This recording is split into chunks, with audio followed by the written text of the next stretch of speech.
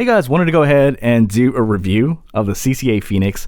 I normally wouldn't bother, but I was just getting a ton of requests for this, so yeah, I'll just go ahead and give you my 2 cents and go from there.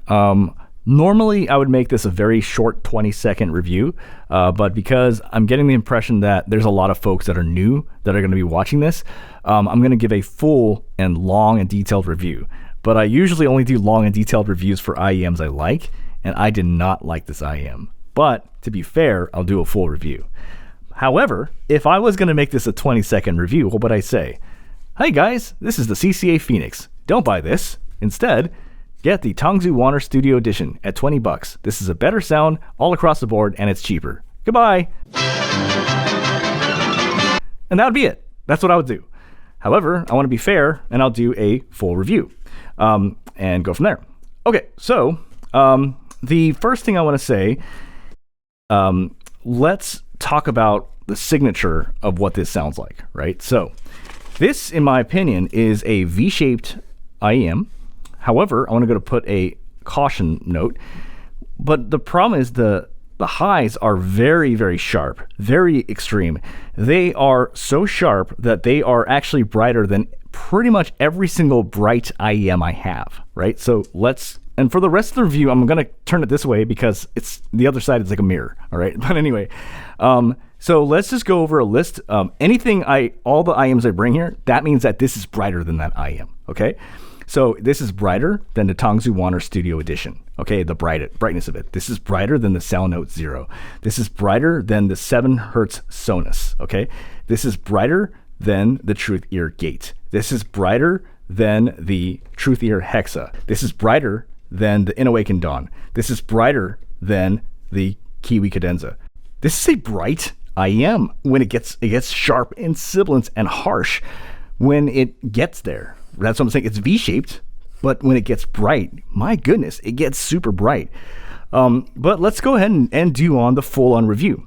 Okay, so when I do my reviews, I use the same songs. And so the first song is this song by BB called Weekend. I like this song because the bass goes boom, boom, boom within the first 3 seconds.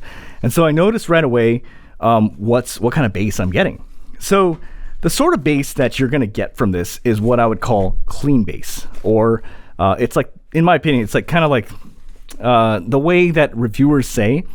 And whenever you hear a reviewer ever say this, run, okay? They'll say, it's the kind of bass that doesn't have a lot of quantity, but it's got good quality. Anytime you hear that, you're like, goodbye, I don't want that, because usually 95% of the time, that's usually a trash IEM, in my opinion. Anyway, that's the sort of bass you're going to be getting out of this.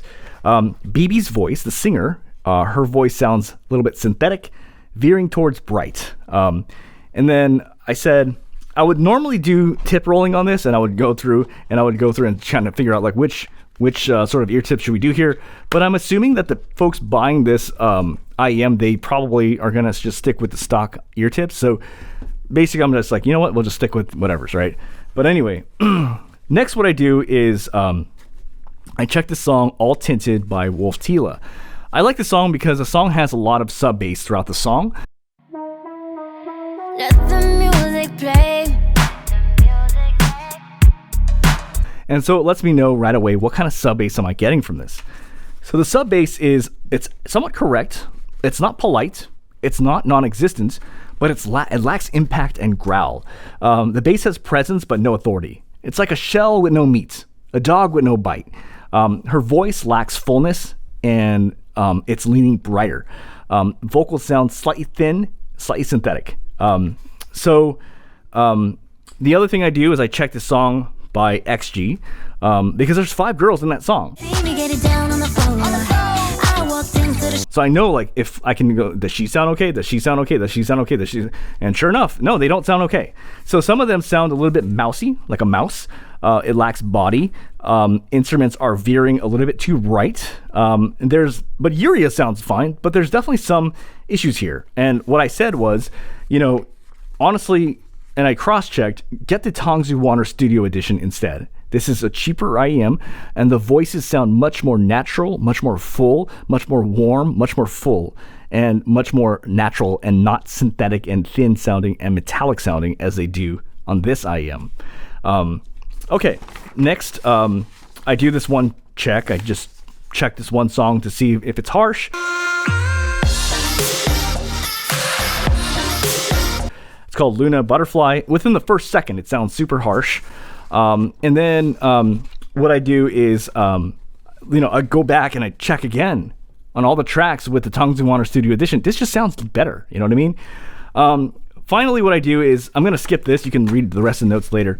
What I did notice is actually kind of strange about this is there is quite a bit of variability when on volume, right? So if you lower the volume a bit, like below normal, just a little bit, then it sounds normal. It sounds okay. But when you bring it up to normal volume, then you can hear all the sibilance and all the harshness of the tracks and things like that. So it's almost like, when it's like this, at normal volume, this doesn't bother you.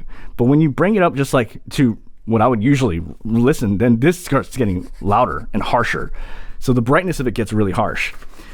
The last test I do is a sibilance test. So on the sibilance test, what I do is basically I go through a bunch of sibilant tracks. Gotta go somewhere, so can we make this quick? $100, the C214. Still got scores to settle, man. I crept 760. As DMS here on today's 2-minute tip, we're gonna be talking about sounds. So at regular volume, it's picking up a lot of sibilance. I mean, it's really harsh, like high, medium, high, high, high, medium, high. And then when it's cranked up, my goodness, it's bad. High, high, very high, extremely high. So this is a very sibilance. When it gets harsh, you're going to get a ton of harsh peaks with this IEM. Quite painful, I'm afraid. So it's not very, it's not smooth. It's not warm. It doesn't, help with the sibilance. It's a very harsh sounding IEM when it gets bright. So, yeah, I mean, I know my review is sounding very different from every other reviewer that's out there. And in my opinion, like I said, I think if I had to summarize this in 20 seconds, I would say don't get this IEM. Instead, go get the Tongzu Wanner Studio Edition. This is a much better sounding IEM than this, and it's cheaper. So, yeah, you guys have a great day.